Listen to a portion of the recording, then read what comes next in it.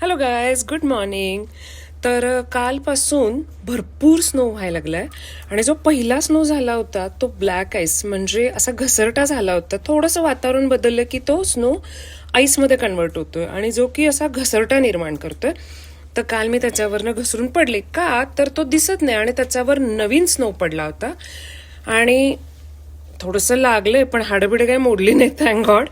तर हे बघा, असा हा अजूनही स्नो व्हायला लागलाय. मी आत्ताच क्लीन सगळं करून आले होते बट अजूनही प्रचंड स्नो सुरू आहे. तर आता आम्ही हे पडण्यापासून कसं वाचतो ते मी तुम्हाला दाखवते. तर हे आहेत ग्रिपर्स. ओके, हे वेगवेगळ्या साईज मध्ये येतात. त्याला हे असे स्टड्स असतात आणि ह्याच्यापासून स्नोवर आपण घसरण्यापासून वाचतो. तर हे आता मी आमच्या बूट्सला फिट करणार आहे.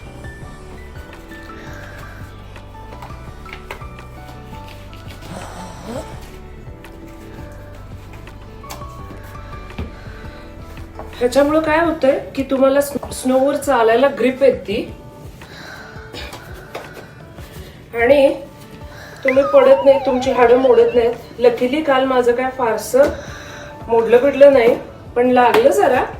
दिसतच नाही ते. जुन्या स्नोवर जर नवीन स्नो झाला तर दिसत नाही.